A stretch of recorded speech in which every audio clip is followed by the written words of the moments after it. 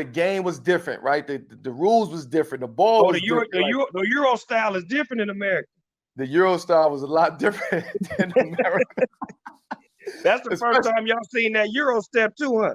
Absolutely. Today on the EuroStepping, I'm joined by a young man. I've known him for a little while now. Went to junior college in Florida, and then transferred out and went to D1 and then D2. Dom, you want to introduce yourself? Yes, sir. My name is Dominik Tannis-Harris. I'm from London, England, West London to be exact, Feltham. I played high school at IMG academies for 2 years. Did a postgraduate there, and my senior year. Then went on to junior college in Florida, State College of Florida, right in Bradenton, right across the street from IMG. And then I went to the West Coast. I went to Fresno State for a year and Fresno Pacific for a year. Nice. Okay, cool. So, growing up, everyone, has got these hoop dreams and aspirations and everything. Can you tell us what your aspirations were growing up and what you wanted to do with basketball? Yeah, sure. Growing up, I really wanted to try just to have fun and try to build friends and being a team environment. I really enjoyed that aspect of basketball to begin with, as I didn't have any siblings at the time. My siblings were really young. So I really enjoyed being around other guys my age and like just being in that family environment and going on trips and stuff like that. I didn't really peak or have an interest to do basketball seriously until I was about 14, 15 years old, under 16 level, when I made the England camp with Cameron Katayan, Andrew Lawrence, just to name a couple of people that I was playing with. And then I started to take basketball seriously and thought about playing professionally either in the NBA or in Europe. Okay. Some name dropping, some big names there. I caught it. Yeah. Those are my guys. Those are my guys. How and why did you choose? I know you named a couple of schools. How and why did you choose IMG to begin with, and then all the places afterwards? Well, at first I went to a smaller school in Florida, in Miami, and we had a game. It was at the Metro Classic tournament, and we played against IMG, and I was playing against Dwight Powell, who plays for the Mavericks now. I played against him, and they had a squad. Obviously, IMG is always loaded with people, so he had a squad of them. We lost the game, but I had a pretty good game. I think I had about 36 points, something like that, high up in the 30s, 40s. Yeah. And then I had about 32. And that was like, before that game, I had not been playing well. I'm not gonna lie to you, I was not playing great, but like I peaked at that game at the right time. And they told me like, hey, why don't you check out IMG, do your research, see if you like it. At the time, IMG wasn't as pricey as it is now. It was a little bit more cheaper. It was a lot cheaper actually, compared to now. So I checked it out. My parents checked it out. We were able to get a little bit of scholarship money as well. Not a lot, obviously, because IMG doesn't give out scholarships, and we can get into that later and talk about the depths of that in high school and how that works. But we got a little scholarship money. My parents put up some money as well and managed to go to IMG. And okay. Oh. I lost you 2 years. You're good. I lost you for a second. Hold on. Cutting out. There you go. You're back now. Yeah. So and then just after IMG, colleges were options. Like I was playing on a good team again, playing with good point guards, good shooting guards, and just all around guys who are going to Division 1, Division 2 level elite guys. I landed a couple Division 1 offers, Division 2, Wagner University, High Point, Fresno State, North Carolina A&T, sorry. And then I think a couple NAIA schools as well, in Idaho and Wyoming, places like that. And I just didn't take interest in them because of where they were. Yeah. But yeah, I got a decent amount of looks out of high school from going to IMG and just playing around those guys, being around that environment every day. Really kind of boosted my skill level and just my everyday attacking the game, playing. Okay, nice. And what, you know, out of all those options and stuff, what made you choose to say so local to IMG, you know, staying in Florida State, and then what made you want to go across to Fresno State? Right. So this is a big thing for kids, and why I preach a lot now and emphasize a lot for kids now: grades. Your grades have to be really good at a decent level to obtain NCAA eligibility and to be able to go to high Division Ones, and even to play basketball NCAA, you have to have a good GPA. And to be honest, my GPA was not good coming out of London. My GCSEs weren't great. I got, I think, 6 or 7 GCSEs of 11, and they were like C's, so average. I got about 2 B's, and all the rest were C's. So I had to do the junior college route. I didn't have a choice in that, just to become eligible and to cover that. So I chose to go to junior college, the State College of Florida. My coach was IMG and the coach was SCF. They already knew each other. We had that relationship and connection. We had played them a couple of times junior year as well. So it was an easy transition for me just to go across the street and go there and just to kind of stay close to home, and also get training in IMG and train the guys still, and still able to use the facilities and stuff like that. Oh, okay. And then Fresno State, how did that come about? Fresno State, so I was always at IMG, and they always doing recruiting and stuff like that, and I was staying in contact with my coaches. And my coach at the time, he connected me with Coach Terry. Rodney Terry was coaching then at Fresno State. And that's like they came to watch some of my games at junior college, and they came to a couple of open practices as well, some open gyms and practices. And they just, when I talked to them, and I sat down and talked to them, and talked to my parents, they just gave me a feeling that I wanted to go there. Like, they told me things, and they kind of put things in perspective to me and told me what positions I would be filling and what my role would be. And it's Fresno State. Paul George went there, so I kind of just took it.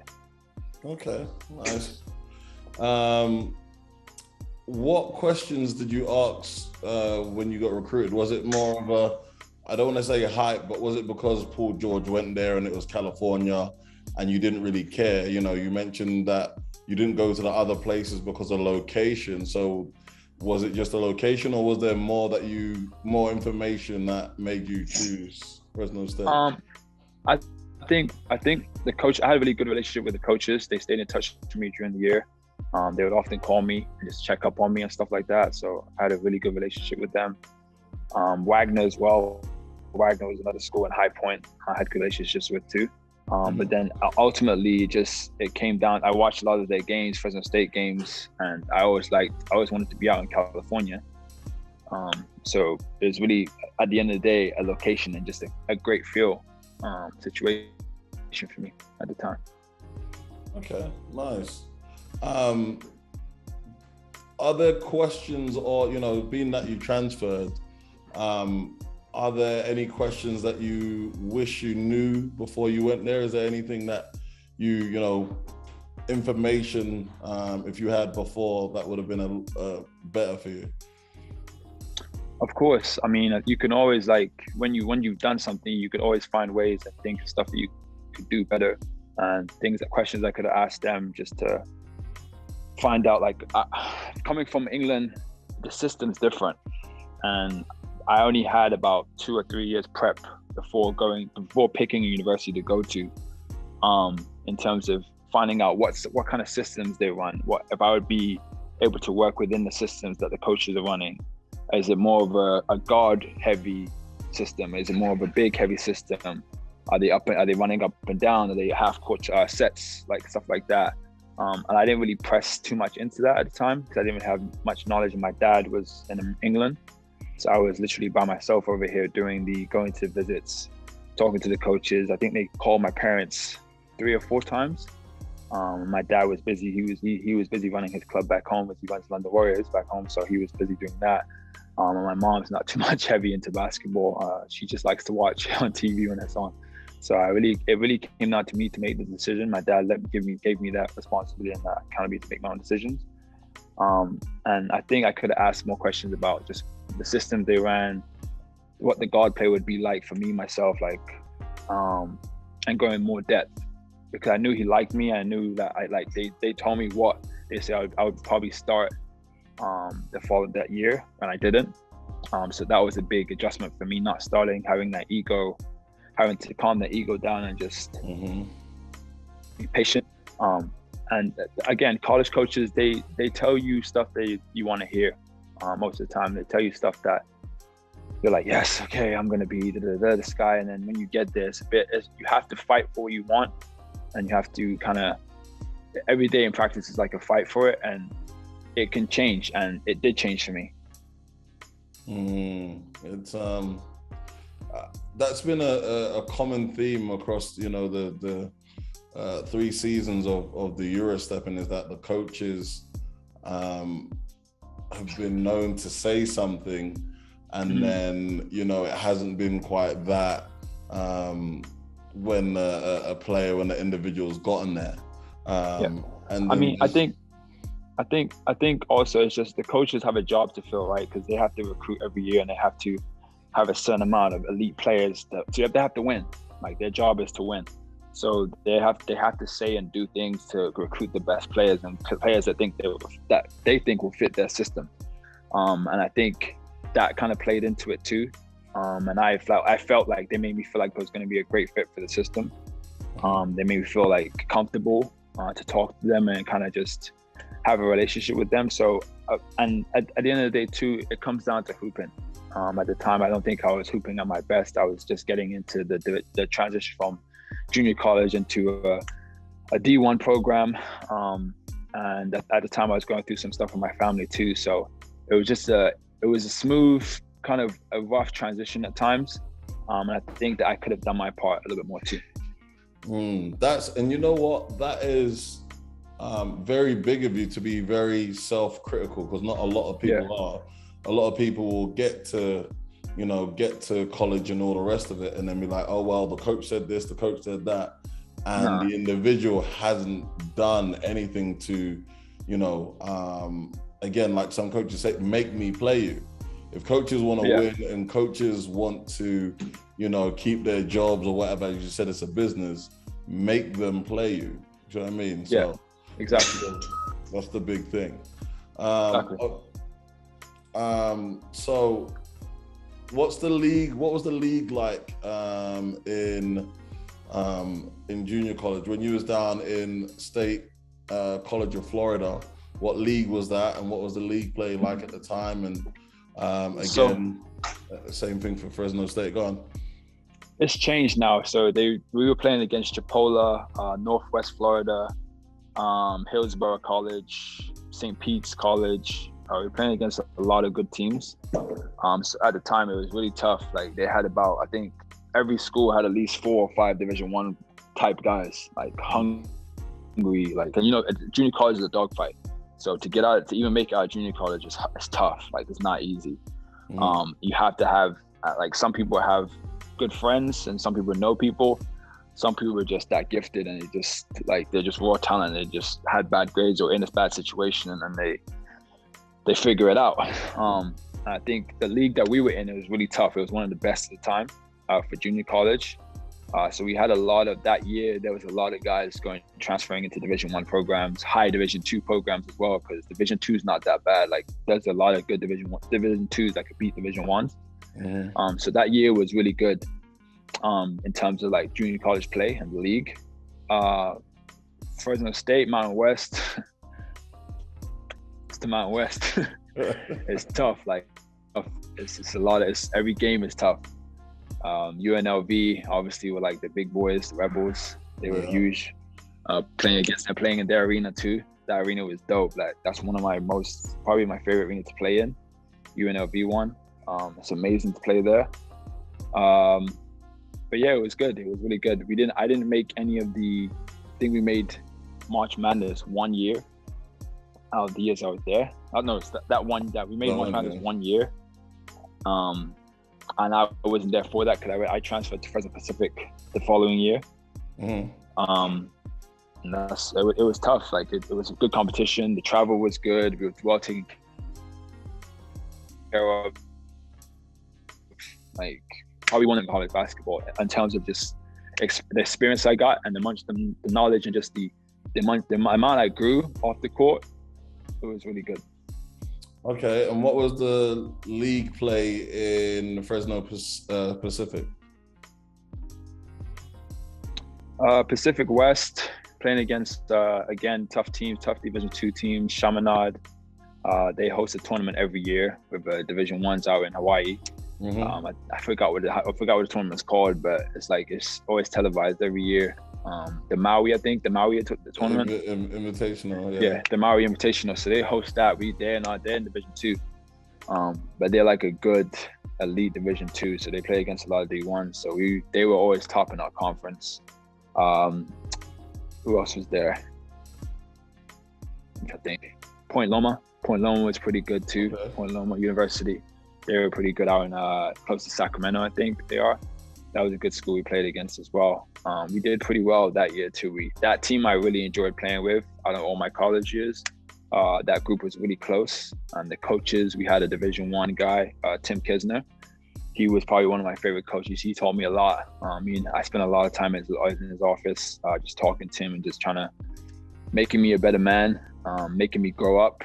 And when you're a Division I, you don't really get the head coaches are busy and they have their schedule and stuff to do. Yeah. So you're really around the associate coaches. And I was around Coach Byron a lot, one of the associate coaches at Fresno State. So I didn't really spend time with the head coach too much, but at the Division II, I spent a lot of time with Kiz. A lot of disciplining. He disciplined me a lot. Always put me in my place, kind of just kept me in check, kept me on. And just that year was probably one of the best. Moving from Division I to Division II, that was one of the defining points for me and probably the smartest decision I ever made for college basketball. Okay, I like it. Yeah.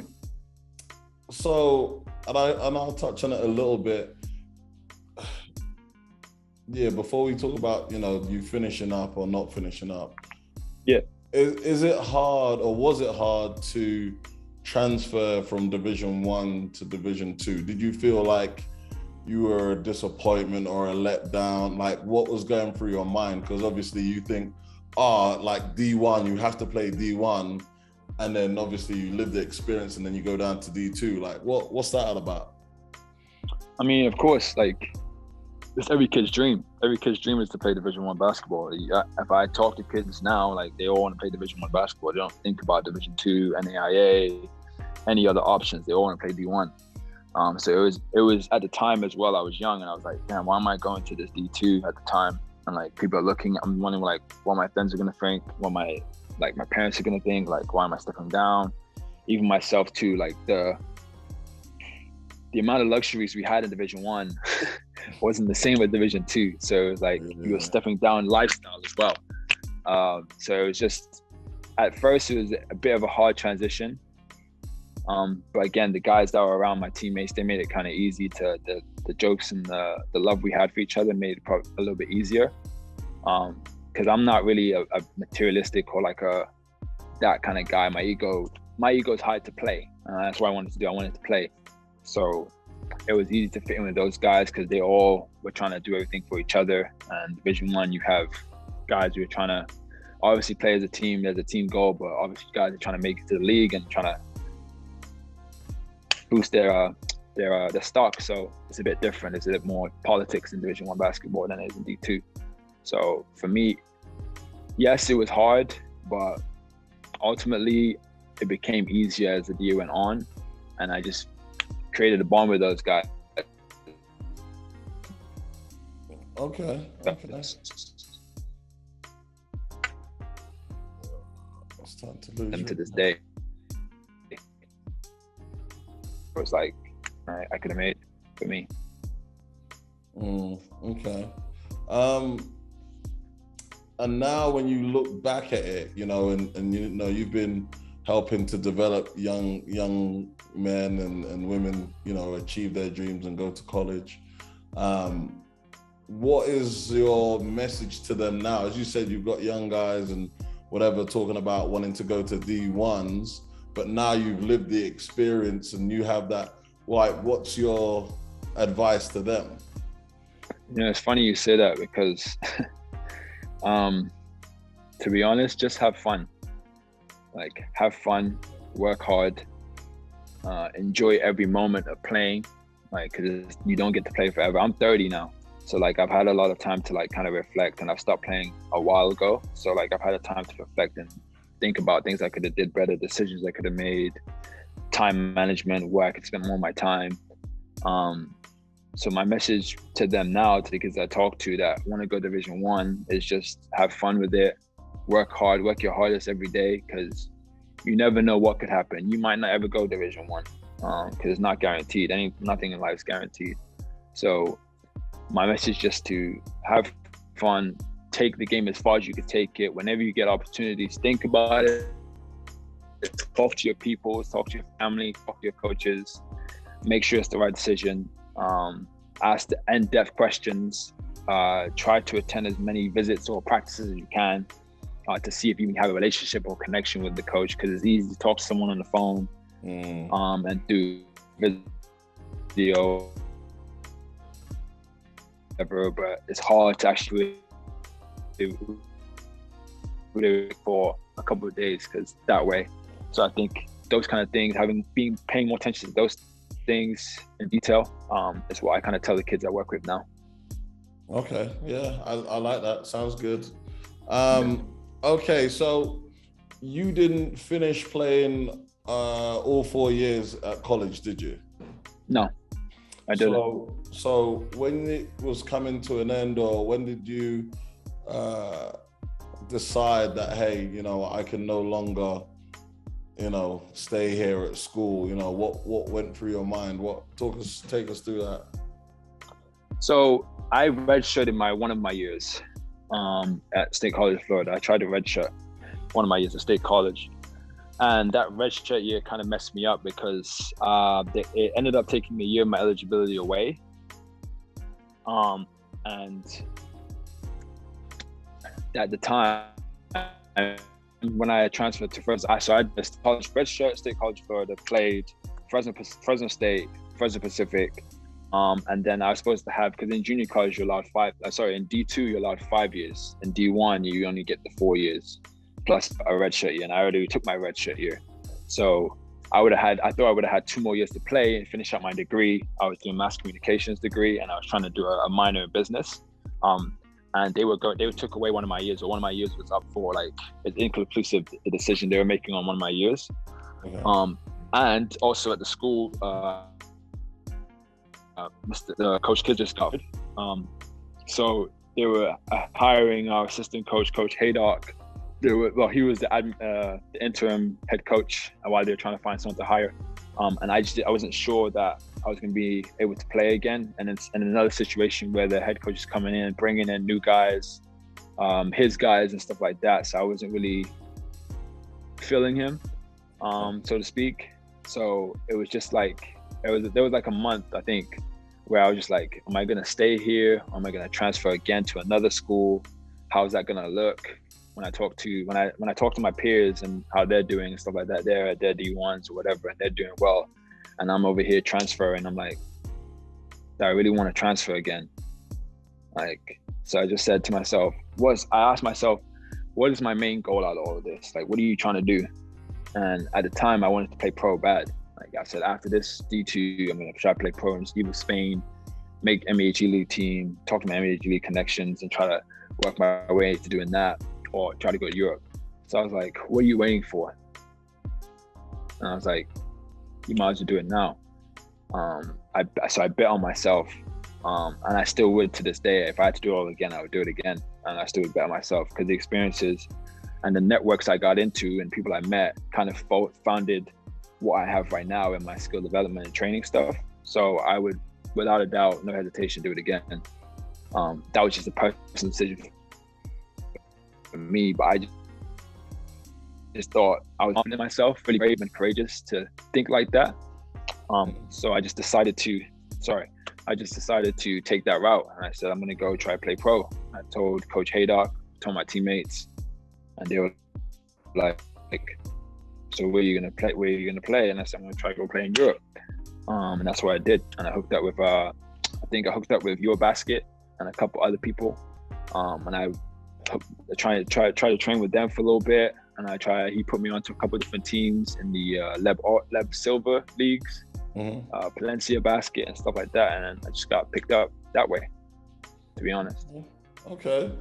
Now, as the start of the conversation, we said it's everyone's dream to play, every kid's dream to play college basketball, D1, blah, blah, blah.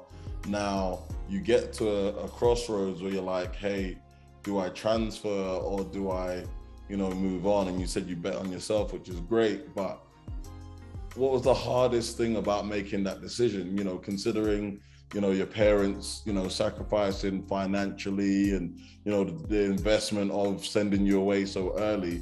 Was there ever a sense of like guilt or, was there a fear of telling your parents and your friends? Yeah, for sure.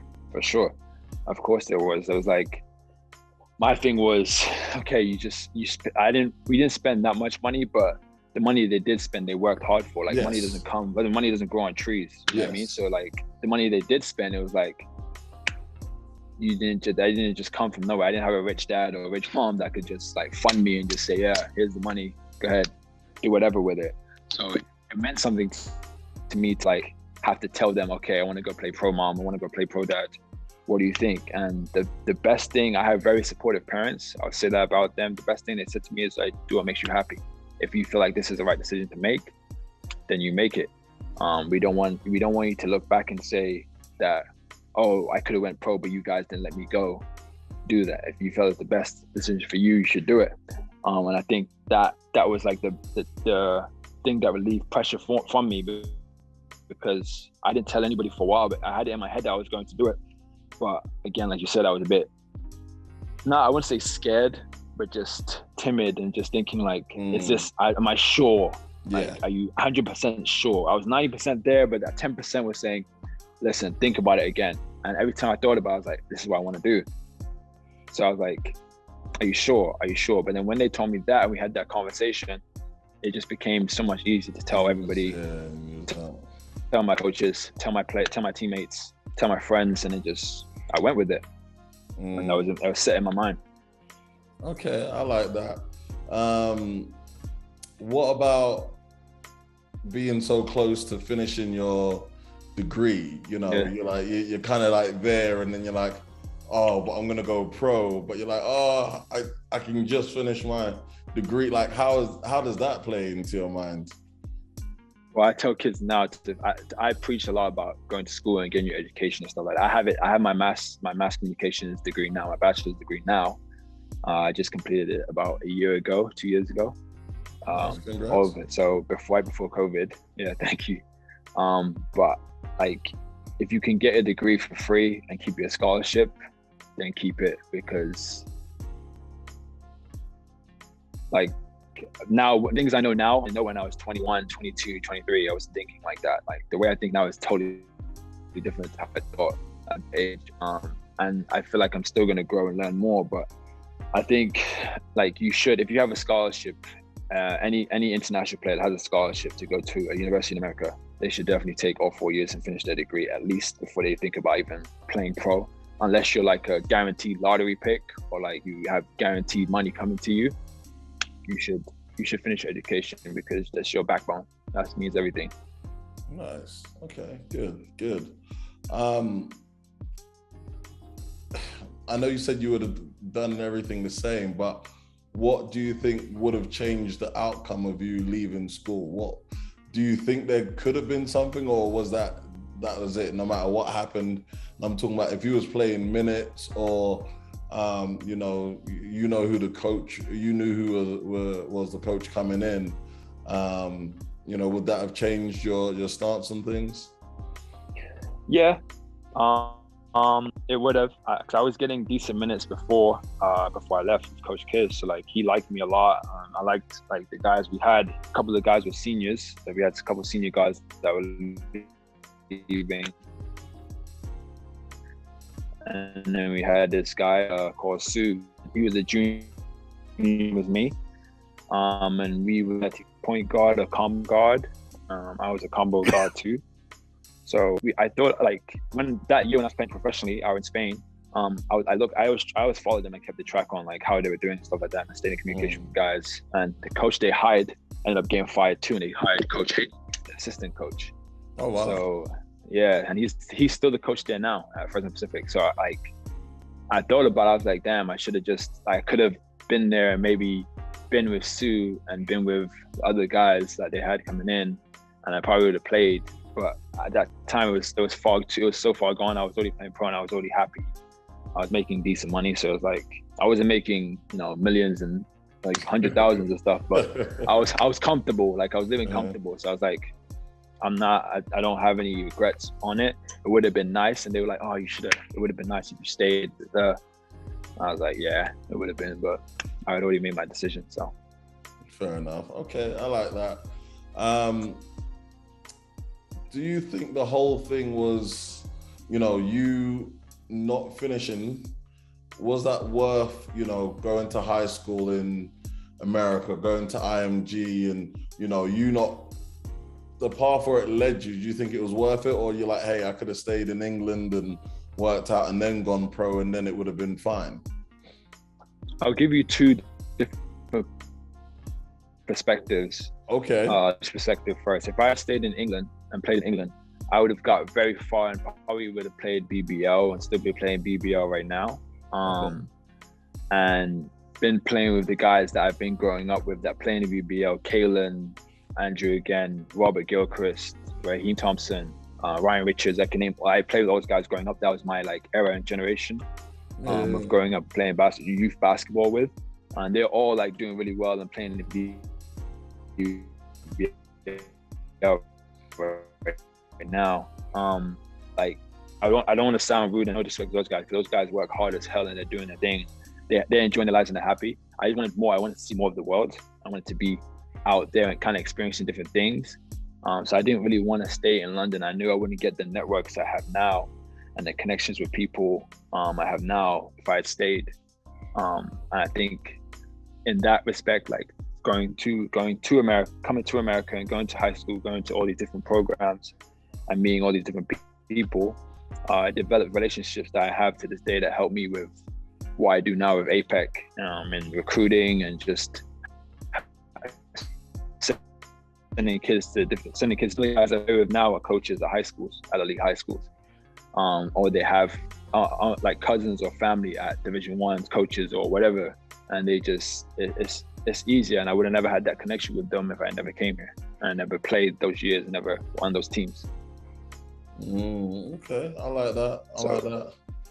Yeah. And a lot of those guys, I know Ryan didn't go to college. No, but he's legit though. He was legit, legit. Yeah. So those guys, a lot of those guys did do, their paths, and I think I want to get Ryan on the show as well. I think he said he's going to do and talk about his path as well. But I think that it's, like you said, it's the other side of things. Even though it didn't work out the first time around in terms of getting your degree and playing and all the rest of it, there was so much more that you gained from it. So to the individuals that come over to America and it doesn't work out, I would say to them, don't hang your head, and it's not shameful. There's probably a lot more that they gained along the way. So I think I went out now. Hold on. There you go. I want to say too, America is not for everybody. Everybody thinks that they can make it to America, and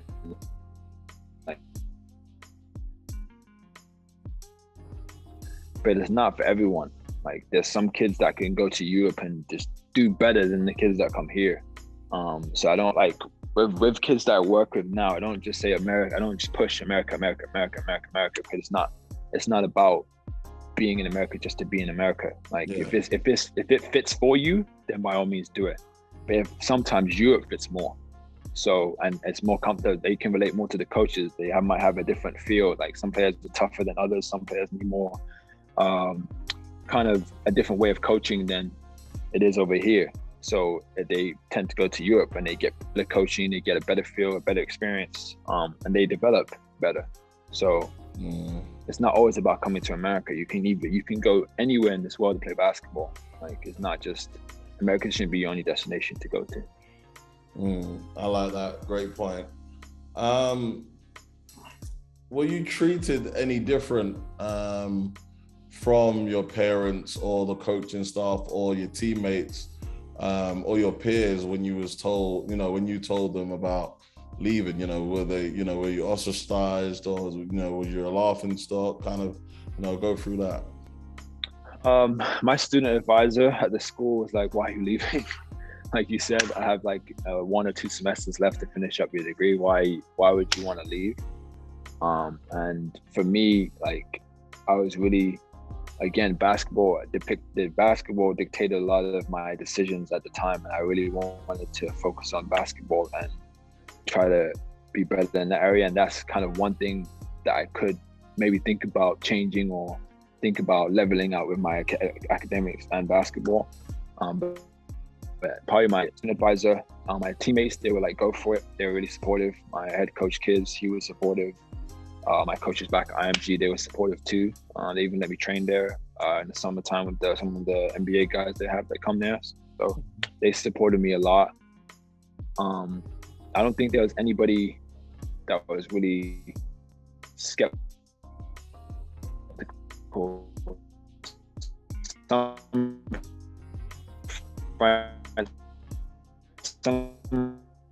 friends were like, "What are you doing?" Like, what's on it? Like, what are you doing? So that's it. Okay. Okay. So we got the trivial section, so the quick fire, if you will. Won't go through all the stops, but we'll just pick out the big memories, I guess. What was the extreme weather? Where was the worst weather that you've been to?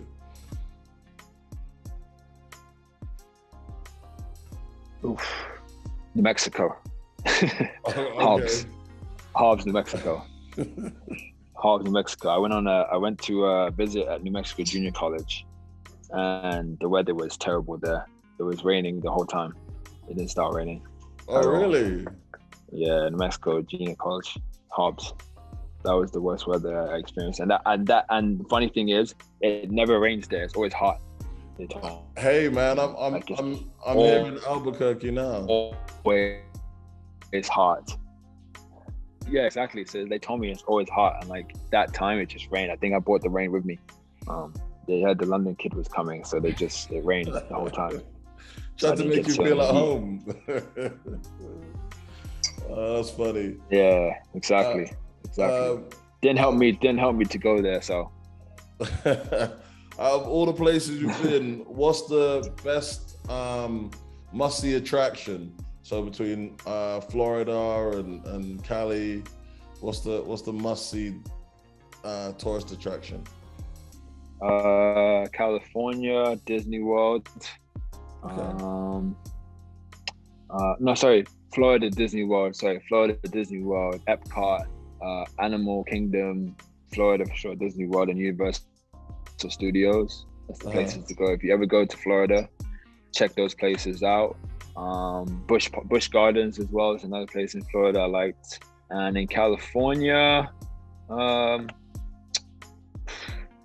don't know. I would say just Beverly Hills, Hollywood, man. Hollywood, go to Hollywood. Okay. Have a drive down the Boulevard. Was it Rodeo Drive? Yeah, Rodeo Drive. Yeah, okay, Boulevard. Yeah, man. It's nice there. It's really nice. Laid back, low key.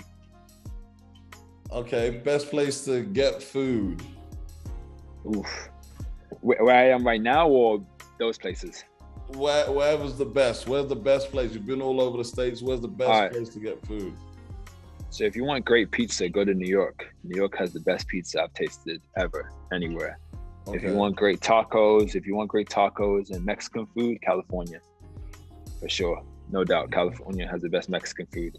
Burritos, all that good stuff. Enchiladas, all that, quesadillas, California. If you want I would say like the Philly cheesesteaks here in Philadelphia, where I'm at right now, it's the best. That's the best thing I've had so far since I've been here, Philly cheesesteaks. And for Florida, barbecue, like proper Southern barbecue. Okay. It's pretty good down there. Cornbreads, your ribs, you know, that kind of stuff. Mac and cheese. Yeah. Good. Soul food. That good soul food. Okay. When you was in Cali and Florida, best place to get kicks?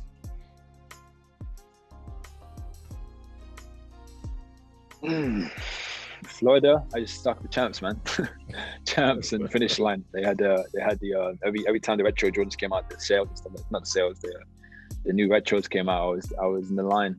Okay. And I had a friend that worked there as well, so I would actually get a pair of cops which took off for me when they came out. So I would just have to pay a little extra, but probably Champs.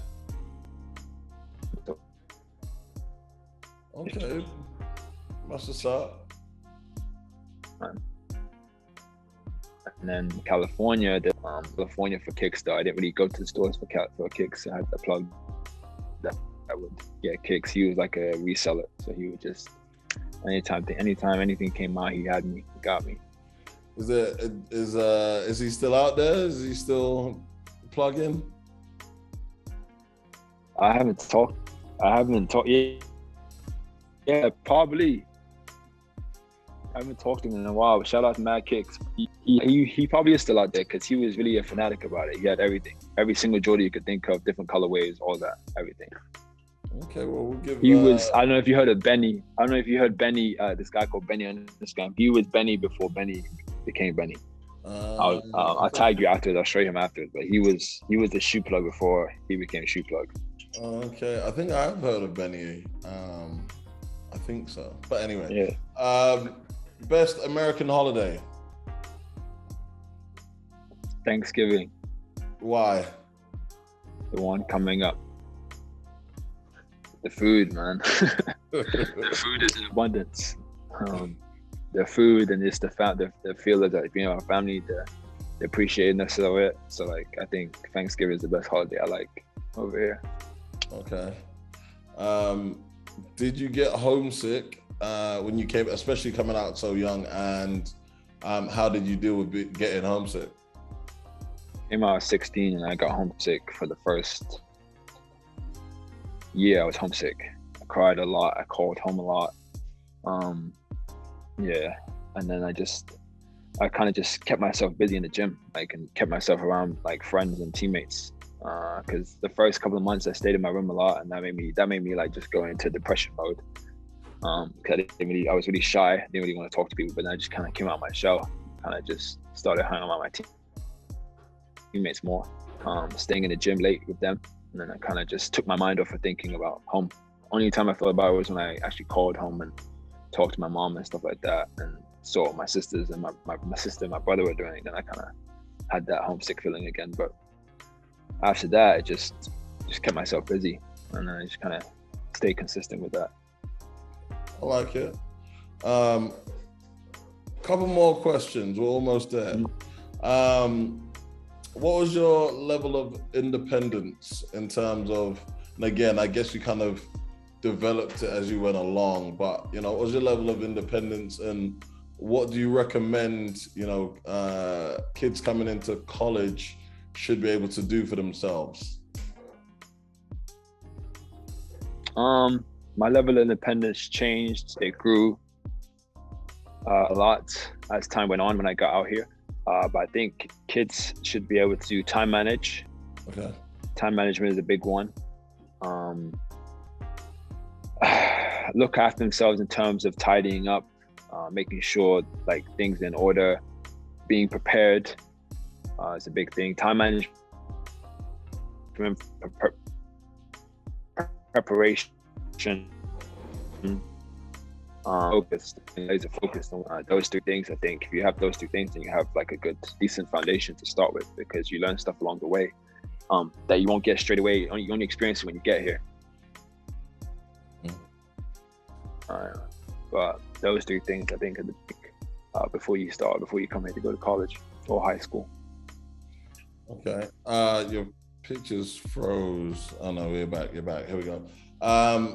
What was the biggest adjustment to American culture? Say that one more time. What was the biggest adjustment to American culture? So coming in from England, you know, I feel like it's completely different. What was your adjustment? How did you find it? People are very people are just more open. They're more like just flamboyant with what they say and how they do things. Like in England, it's much more reserved and just everything's done properly and proper. And then here it's just more, there's much more freedom in what you're able to say and do and think and out loud. I'll say like it's just more open and free in that respect. And just like everything, the basketball culture is different. There's more passion and more energy in the sport. They push sports a lot over here. Not just basketball, whatever sport. It could be lacrosse. Even lacrosse, they push the passion so much more than they do in England. I think that was the biggest adjustment too, because in England I was passionate too, but you just realize you get that 1 or 2, 3 passionate people in England, whereas over here everybody's passionate. So it's just like stepping into that was like, okay, this is different. Like you wouldn't expect that. You would expect to be the guy that brings the passion, but everybody brings it over here. Nice, I agree. Big question I always ask this, especially of former collegiate athletes. How did you deal with distractions? So, you know, looking at drugs, alcohol, you know, love interests, you know, how, you know, there's a lot of that stuff going on. You're away from home and, you know, you're kind of your own man. How did you deal with that and not let it interfere with, you know, your ambitions?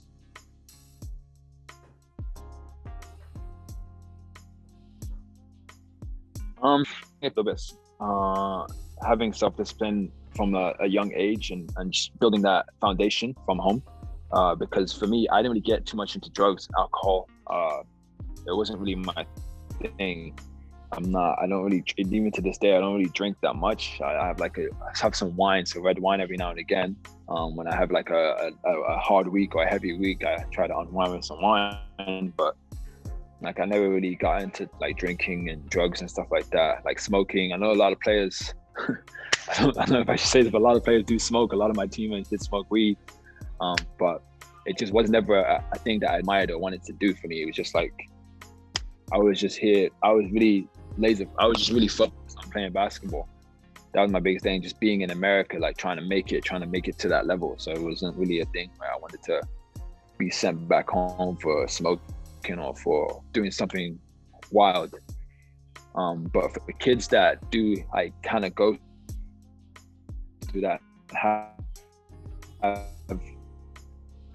that kind of, I don't that just to be self-disciplined and know when to stop, like knowing the limit is. Like for drugs, you should never touch drugs. Obviously, I would never support, advocate for someone to go ahead and take drugs if it's not prescribed, if you don't need them. For alcohol, like if you like to drink, if you like to have a beer or two, then by all means do so, but know your limits. Don't go overboard with it, because you're here for a reason. You're here to achieve something.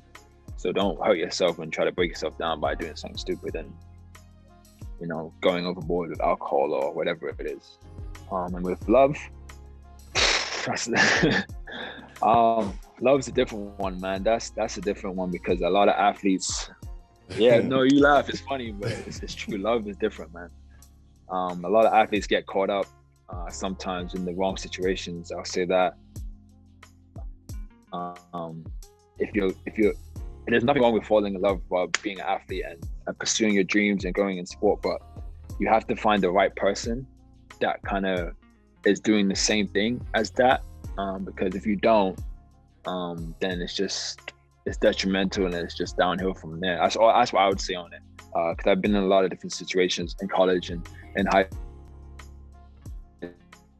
school, like and what I was doing. They were supportive, they loved me and yada, yada, yada, but they weren't understanding my vision. And I think if you get someone on the same page you, that has the same vision and the same vision what you're trying to achieve, then by all means go for it. If not, good luck and be careful. That's what I would say.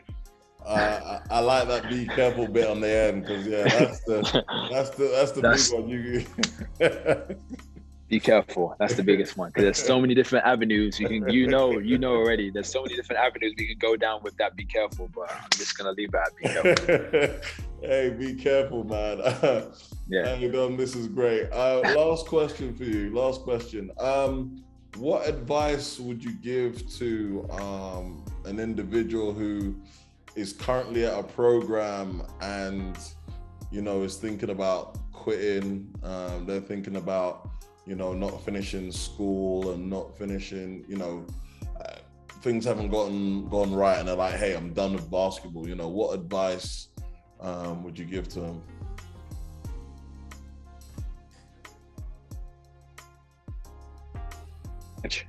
In college or high school? College.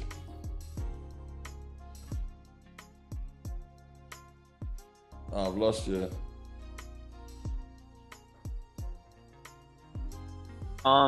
Like, you have hear me? Can you hear me? Yeah, I got you now. There you go. Yeah. My advice would be, like, don't give up and don't quit, because you're so young. Like, you have so much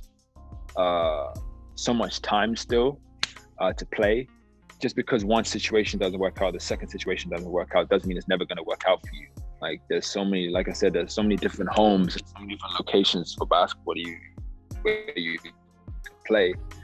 It doesn't make sense for you to give up on your academics and basketball because you didn't get the situation you wanted at first.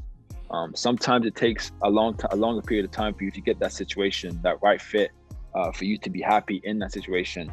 Like, it doesn't just come like that. And I think players today, they think that it just comes, like, they're gonna get that and it's gonna come just like this for them. And it doesn't happen that way. And for me, like, I don't think it's happened for any players that I know happen that way. It's very rare that it happens like that. And I think that you just have so much time. You're like 21, 22, 23 years old. You're not even, the lifespan, your lifespan is just beginning for basketball. Like 23, you should be retiring in like 34, 36, something like that. So you have the whole 10 years to play still. So, like, why would you want to quit when you're ahead, basically? So I would just say don't quit, and just think about different ways and just keep pressing on, keep trying to be determined, and you'll find a spot where you're happy, and you'll find a spot where you'll be, that will be yours. And I tell my brother that every day, because my brother's in junior college at the moment too. And I kind of just, he has days when he feels like, oh, should I be doing this? I'm tired, like, I don't want to do this anymore. I'm like, bro, you're 21. He's 21 now. I'm like, 21, like, you have so much time. Like, you're 21. Like, you're not 31 or 40, you're 21. Like, I know you and me, I wish we could be 21 again, because if I could be 21 again in a heartbeat, like, why not? Like, so, like, I just try to tell them, don't give up, and just think about your goal and your vision. And no matter how hard it gets and how weary the vision gets, just always keep your eyes locked in on that, and just try to focus and try to achieve something. And good things will come out. Good things will come out of hard work. Like, it always does. Good. I like it. I appreciate that. Dom, it has been great having you. Some real jewels of wisdom. And it's great to get an insight into, the different, I think you're the only one I've had, let me think, that's gone from high school to prep to junior college to D1 to D2, you kind of. Yeah, I did it all. I've done it all. I've done the whole, I've made so many mistakes and failed so many different times. Like, I've done it all.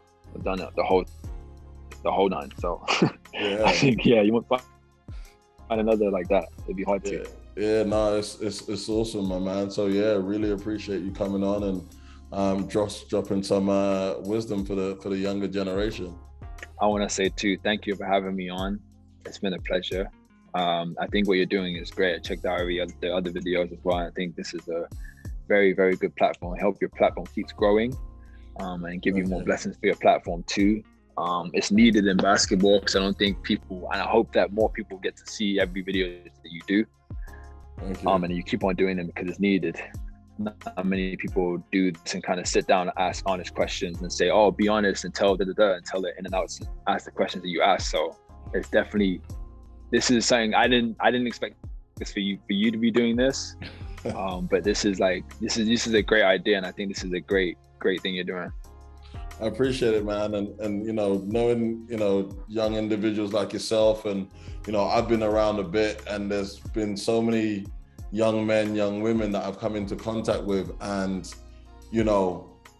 I'm just watching everyone try and live their dreams. And, they'd have no, especially when I was younger, when I was 21, 22 coaching, and guys are like, "Hey, I want to go to the States." And you just think, all right, just get to the States and that's it. Yeah. And you don't realize that there's layers upon layers upon, being in South Dakota is a lot different than being in California. You know what I mean? Being in Alaska, when it's winter versus being in Texas. So, understanding that can play a different part in being happy at college. Exactly. I mean, if I got a scholarship to play in Florida and I'm getting 2 minutes a game, I'm okay because I'm in Florida. If I'm in Wyoming and I'm getting 2 minutes a game, I'm upset. You know what I mean? Exactly. There's a lot of mental that goes behind the decisions and the stuff that you go through when you're playing basketball.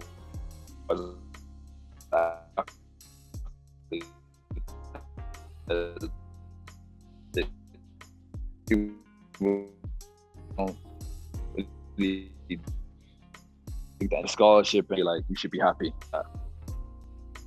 There's a lot more to it. There's definitely a lot more. And then I guess being on your own is its own thing as well. Being so far away from home. Yeah. That alone, there's a difference between having a bad day at school and then your mum saying, "Hey, it's okay, it's cool, don't worry." And then having a bad day at school and then having to go to practice and you haven't got that maternal, paternal, that family person to come and, put their arm around you. So exactly. Very difficult. It's a big thing.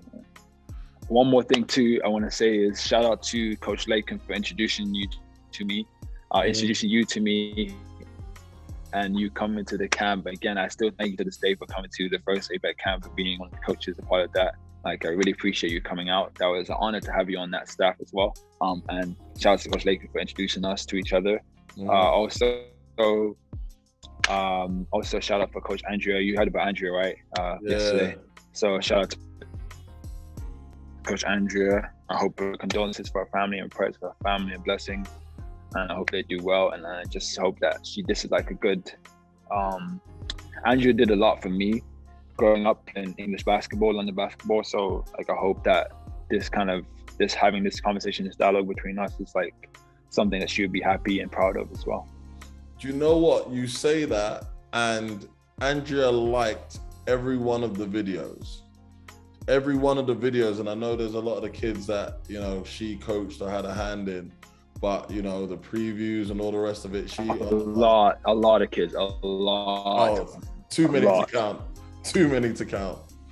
I don't think you can count how many she talked to. Too many. Just being an influence.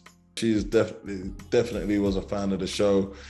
We had spoke about her recording an episode, and because she was doing the European tours. With the Lions, we were saying, hey, when she got back home, she would jump back on, and unfortunately we didn't get the opportunity to kick it. But she was another person who has had a lot of influence and a lot to do with so many guys and girls achieving their dreams. So definitely shout out to Andrea, man. Shout out to her. Shout out to Jimmy Rogers as well as another one. I like to bring up a lot anytime I do these type of things. Jimmy Rogers, Coach Andrea now, Coach Gilberto as well, another close friend of mine. He's a coach that coaches in West London. But those three are the three that I know have passed away recently that were kind of legends and kind of pioneers in basketball. Can't forget Joe White as well. That we both know. White, Joe White dude, Joe White, Coach Joe White. So yeah, man. Bless up to all of those guys too. Hello, my name is Coach Dominik from Apex Basketball. This has been my episode of EuroStepping. Keep working hard, trying to change the culture of UK basketball. Keep growing, sharing love, and yeah. Appreciate you watching the EuroStepping. I want to thank everybody for watching EuroStepping. Watching the EuroStepping. The EuroStepping. The EuroStepping. You've been watching the EuroStepping. The EuroStepping. EuroStepping. You've been watching the EuroStepping, a great podcast show hosted by Coach D.